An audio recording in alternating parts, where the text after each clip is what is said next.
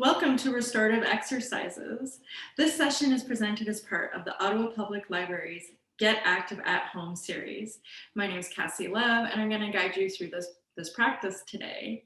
Today, we're going to focus on movements that can help reduce pain naturally in the body. One of the good things about restorative exercise is actually all of the exercises on the other videos can help reduce pain in the body naturally as well. So if you haven't had a chance to check out the other videos, please do so. For today's class, what we will need is, you could do it in bed. However, you will get a lot more out of the class if you choose to come to sitting on a chair. If you do come out to sit on a chair, having a rolled up blanket, a pillow, or something to bring you a little bit higher would be ideal. And I know not everybody's gonna have cute little rocks like I do. I painted these. But if you do choose to do this video more than once, you could go out and get yourself a little rock. These are smooth. They're not gonna tear or cut my feet. So having little rocks could be something that you use to stretch your feet out. If you don't have that, you can use something like a ball. If you have a tennis ball, a yoga ball, a tune-up ball, something like that. If you have plantar fasciitis, you are going to want to be careful not to overdo it and hurt your body. And if you have plantar fasciitis or swollen feet or really quite painful feet, having a water bottle, so this was frozen, but I guess it's sort of melted a little bit. Have a water bottle, throw it in the freezer, and when it's frozen, this is very cold, so this is good for me. A frozen water bottle would be handy to have to help reduce pain and swelling in the feet, as well as stretch our feet for the exercise. So welcome. I'm going to get back to my yoga space and enjoy the class.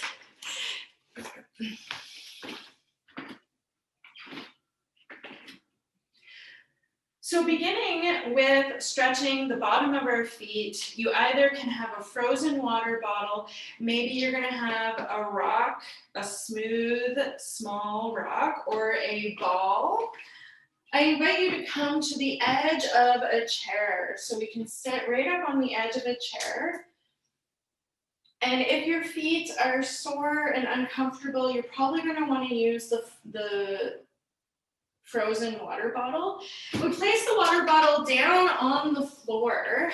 Check that you feel stable and secure in your chair and that you're not going to fall. And then I invite you to gently place the heel of your foot on the floor and rest your foot over the water bottle. Rolling the water bottle with the bottom of your foot and exploring how that feels. It's actually really cold for me, but it can feel like a relief. I know I have had high heel hangovers, and this really does help. Rolling out the bottom of the foot. If you have swollen feet, plantar fasciitis, pain on the bottom of your foot, just using an ice water bottle can be fantastic for that.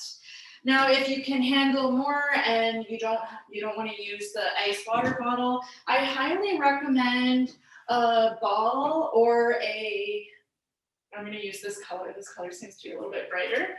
A little rock. I'm going to place the rock on the floor and then grounding down through the heel of my foot, allowing my foot to drape over the rock.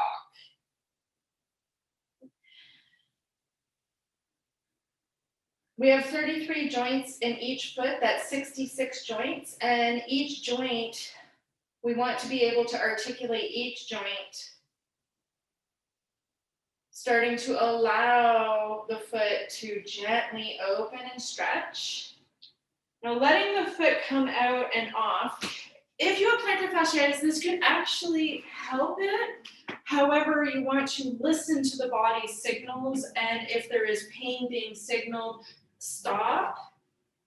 So if we choose to do this standing and we're comfortable standing, get the heel of the foot grounded down. Don't worry about ever doing the heel. And we do from the heel up. So if we were vacuuming, we would start maybe on the left side of the room and we slowly go up, trying to make your way across the whole foot. So I'm rounding down to my heel, I'm draping the foot onto the rock. I'm not pressing hard or trying to get all my weight on the rock. I'm just gently surrendering the foot onto the rock and allowing parts of the foot to slowly start to be stretched and released. Breathing in.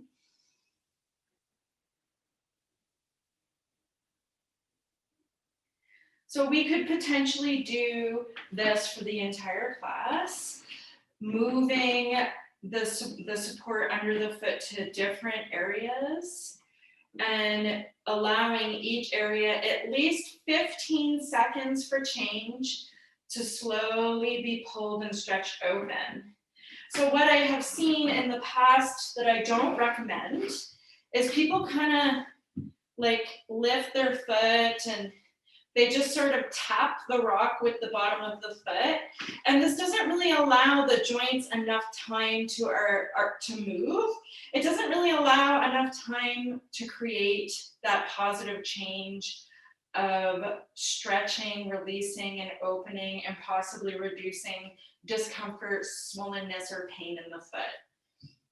So if it is way too uncomfortable and you can't tolerate resting the foot onto a ball or a rock, roll your foot out with a frozen bottle, as well as you can get your toe stretching socks out and stretch out your feet that way too, will help reduce pain and swelling.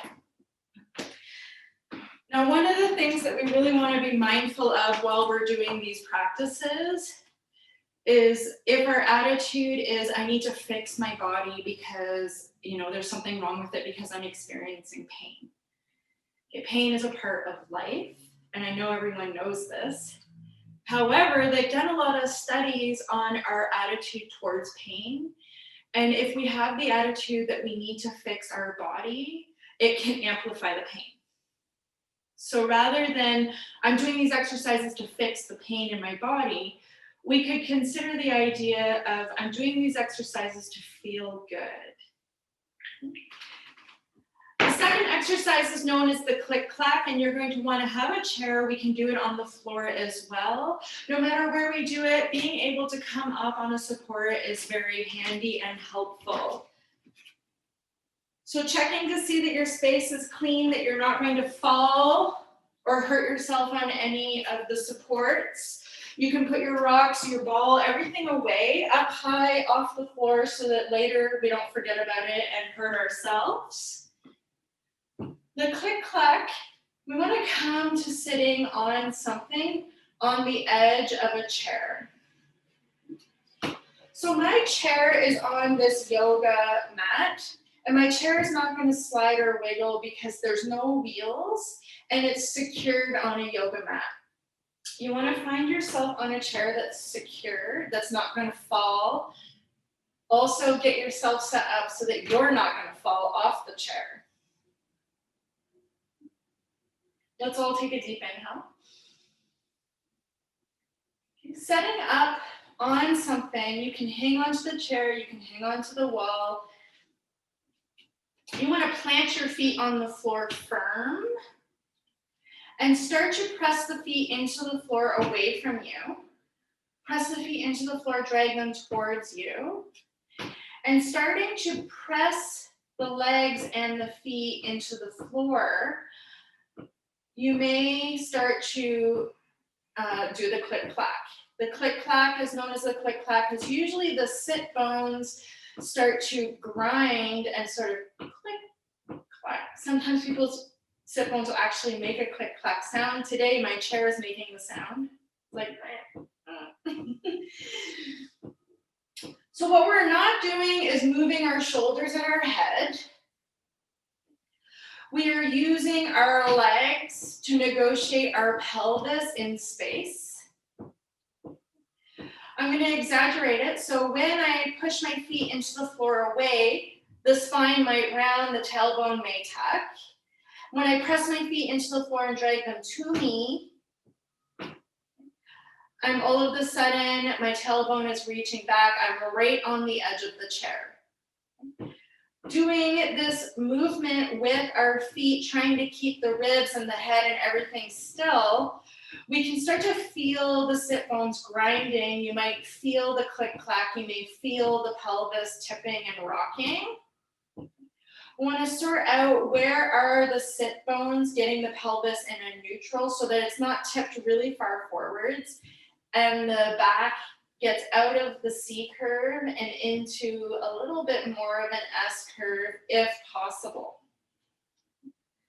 The click clack is known just to create and strengthen the motor skill of using the legs and the pelvis mobility to be able to sit up on our sit bones. When we're sitting on our sit bones, it can really help reduce discomfort in the hips and the back, the shoulders.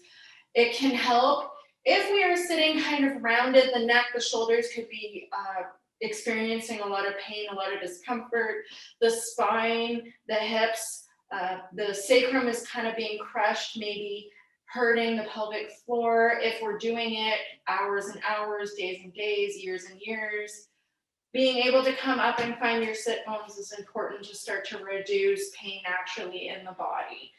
If you notice that the seat is forcing you to tuck, if you're on your couch, especially most car seats or bucket seats that force us to tuck, that's when you want to come up higher, okay? In my car, I have a folded towel. I can use my legs. I can find my sit bones in my car. And actually what I ended up starting to do, I was so eager and excited to find my sit bones in the car, was I would put the towel, I would sit, I would find my sit bones, and then I would squeeze this part of my legs to like try to make sure that I was on those sit bones the whole time I was in my car. And my knees started aching so bad. So what we're trying to do with our legs is just negotiate the pelvis in space. Once you find your sit bones, you just rest and you sit on them. We don't have to squeeze our legs or anything like that. If you choose to do the practice on the floor and you want to try to find the sit bones on the floor, get something to sit on. This is just a little yoga block. I'm going to sit on the yoga block, draw my feet forwards, ground down through the feet, plant the feet firmly on the floor, straighten the elbows, hands come to the legs. Keep the elbows straight, press the feet into the floor, drag the feet towards you. Press the feet into the floor, drag the feet away. And right away you may see, I'm going to exaggerate it, that I'm able to negotiate my hips in space by pressing the feet and dragging the feet. Only my legs are doing the work, my arms are locked straight, my head and my shoulders are staying still. If you choose to sit on the floor for an exercise class or in general, wherever we're sitting, you can interlace the legs and still do the click clack. Press the legs into the floor, the feet into the floor, draw the legs towards you to start to sort out where are my sit bones. Coming to sit on the sit bones. If the head and shoulders are forwards, we can keep the ribs down, lean back, ramp the head back, chin slightly down, and we have our sit bones. Finding the sit bones can dramatically change your experience of your body. I highly recommend bringing a towel into the car to reduce any discomfort that you might be having in your body. The third exercise is known as the thoracic stretch. It is for the back of the neck, behind the heart, behind the rib cage. All up in this area is known as the thoracic spine. So we're going to stretch open and release anything that's there that might be causing discomfort in the body. You can do it on the wall or you can do it with a chair. I'm going to show you how to do both. Okay. So if we're doing it with the chair, you usually want the back of the chair, the tallest part of the chair, to face you. Make sure that the chair is not going to wiggle or fall. Actually, I'm going to show you with the wall first. When we come to face the wall, you want to observe if your shoulders are coming up like earrings. You may have to rest the shoulders down. You may have to actively press your shoulder blades down. When the shoulders kind of come up like earrings, you might just keep all of the tightness in your body. So we want to kind of actively press the shoulders down. So when you face the wall, open up your arms to a victory arm and get the palms of the hands on the wall. So I'm going to kind of pretend I'm on a wall here. Press the hands onto the wall, slide the shoulder blades down your back, get your ribs hugging towards your hips, and you can allow the head to hang. Eyes are open, and if you start feeling dizzy, you come out. If you feel okay, you can slowly start to step the feet back, walk the feet back, allow the head to hang. Eyes are open for balance. You can surrender the armpits forwards and down. Gently walking towards the wall, head comes up, and we release out. When you put your hands on the wall, if you feel like you can't get the shoulders down, open up the arms into more of a victory arm. So arms can really open wide. If you feel pinching, if you feel the collarbone hurting, if anything is happening in the upper area, explore different places to put the hands on the wall. You can explore different heights. So if you chose to do the arms on the wall and you let your head hang, and it felt like kind of an opening, but maybe you could experience a deeper opening, you can use a high chair, a counter, a table, a desk. Put your hands somewhere on a support. Allow the arms to drop open in a V. So my hands are right on the corners of the chair. Walk the feet back. You want to untuck the sit bones. Allow the head to come down. Keep the shoulders slid down the back. And see if you're tucking and bending the knees. You can always walk forwards to get straight knees. Reach the sit bones back into space. Untuck the sit bones. And allow the head to hang. As you allow the head to hang, you may breathe in between the shoulder blades.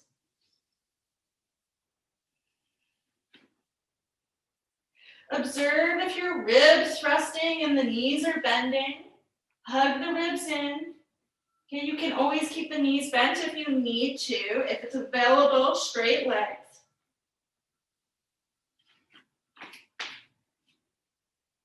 Let's take another deep inhale. Gently walking forwards, coming out, and letting it go. Acknowledging that you are your own expert of your own body. Okay? Only you know what's best for you and what feels appropriate. If you're coming to the chair and you're like, oh my God, this is horrible, just skip it. Go to the wall. You don't even have to go to the wall. You can just simply allow the head to hang. If it feels better to sit in your bed, allow the head to hang, decompress any tightness, release tension and discomfort in the upper body. The final and last stretch is for our hands. I'm going to come quite close to the screen so that everybody can see the stretches I'm going to do with the hands. Now is the time to take a seat in your chair. If you know the calf stretch, I highly recommend doing the calf stretch while we stretch our hands. So you can always start with the calf stretch on the left foot, standing and stretching our hands. If you're comfortable with just coming and sitting down, that's fine too. Getting at our left hand. Hug the left elbow into your ribs. Allow the left palm of the hand to face up. We want to avoid yanking or pulling our hand. Just gently use the right hand to start to open up the left hand. When I turn to the side, it may be easier for you to see. As you pull or rest the hand open, you may be able to work your way down to the fingers, allowing a kind of arch to occur. If the fingers start buckling, you've come too far. You can come back up to the wrist, making your way to the edge of maybe the fingers. Now, what are ways that our body is responding that it doesn't like it? If your shoulder is coming up, maybe you're hurting and yanking. We want the shoulders relaxed. If the hand is collapsing into the heart, the belly button, you're like maybe pulling too much, come back, line up the left hand with the left shoulder and elbow, allow the palm of the hand and gently open something. Smiling can help. Acknowledge, can I just relax my face here? Can I breathe?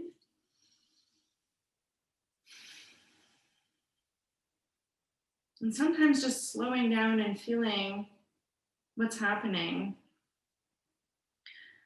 We notice, ooh, this kind of hurts. So you just take it easy. We're not fixing, we just want to open up some more space to enjoy our life. Release the left hand, allow the hand to face forward and dangle. Coming to the back of the left hand. You may bend the wrist, having the fingers dangle down. Right hand comes across. You may hold the wrist, you may gently pull the left hand somewhere down. Depending on what you do, so if you have knitting, any kind of hobbies, computer work, will depend on where you're going to feel this in your hand. You might just simply have above the knuckles resting down. You might slowly make your way down to the fingers. So if you're doing this on your own and you have time, you can do individual fingers. The same with the palm of the hand open, we can do individual fingers. We want to stay on a track of facing forward. So if the finger is kind of being bent to the side or yanking, you come out. Letting it go, let's shake it out. Final thing for the hand is the thumb. Osteoarthritis might be a common thing that happens that creates pain in the thumb. I did have a client who had lots of swelling and pain in her thumb. She massaged her thumb for about 3 weeks. All the swelling went away and the pain went away. Okay, so massaging your thumb, we start at the belly, and it's just as though we were milking a cow, squeezing an udder. Start at the belly of your thumb, down where the thumb meets the wrist, and gently start to squeeze up. So it might just be touching the skin and massaging up to the tip.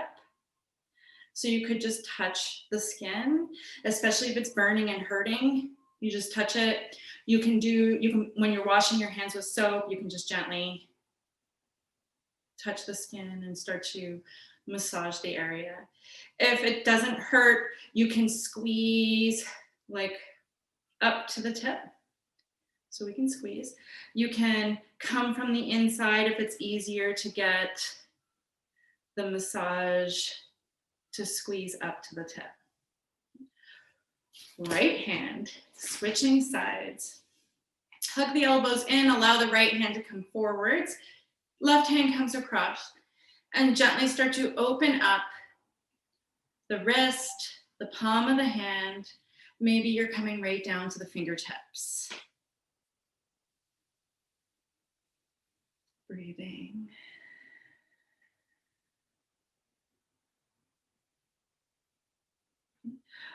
Maybe you notice that your fingers are bent or a little bit crooked. That's totally normal and okay. We encourage an opening. You can imagine blood flowing down all we want to do is open up the area to start to give the body a chance to feel good. Nice deep inhale. Gently release. Rotate the wrist, angle the fingers towards the floor. Left hand comes on top of the left or the right wrist, and gently come down towards the tip of the fingers. Ideally, we're trying to get an arch. So we're trying to get an arch. We're not really kind of bending to hinge the joints. It's more of a lengthening arch. I know, I like thinking of rainbows. Whatever can help us smile and feel good, right? Knowing that you can do each individual finger for at least 15 seconds to create a change. Letting that go, getting at the right thumb, hug the right elbow in, allow the thumb to come up, and you may start to massage from the base of the thumb up to the tip.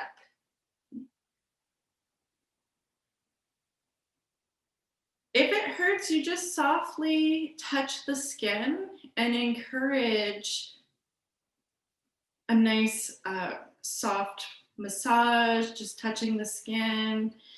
If it doesn't hurt and it feels accessible, you may start to squeeze up to the tip of the thumb from the belly, from the base.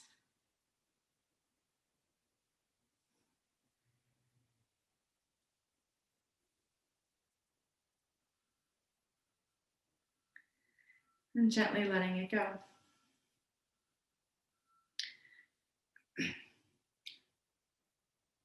So what we did today, we used an ice water bottle to roll out the bottom of our foot. You could use a ball or a rock to stretch out the bottom of the foot. You place the rock somewhere on the floor. You can sit or stand and gently put the foot over the rock to allow the joints of the foot to start to articulate. We want the joint to slowly start to get a chance to bend and stretch all of the muscles and things in the foot. A quarter of the body's muscles are in our feet, 25%. So allowing all those muscles to stretch open, the foot might just feel amazing. I hope so. The second exercise was the click clack. Finding our sit bones is really important to maintain optimum alignment for our health, as well as just feeling good in the body. You can use a rolled up towel to sit on. Use your legs to negotiate your hips in space. After the click clack, we did the thoracic spine, giving a chance for the upper body to stretch open, drawing the arms up onto the wall or a chair, allowing the head to come forwards and keeping the shoulders slid down the back. Observing when those shoulders start to displace up near the ears. Allow the shoulders to stay down, open the arms wider, and get that opening of the thoracic spine. If you choose to do it in your bed, you may simply just allow the head to hang forwards. And the final one was our hands. If your hands hurt, it's awful. It can be so uncomfortable to do anything. So highly recommending the massage of the thumbs. And when you have a little bit more time, stretching the hands both ways. So one way is opening up the wrist, the palm, the fingers. The other way is allowing the hand to face down and bending, opening up the wrist, the back of the hand, and the fingers. Thank you so much for joining today's class. My name is Cassie, and enjoy the rest of your day. Bye for now.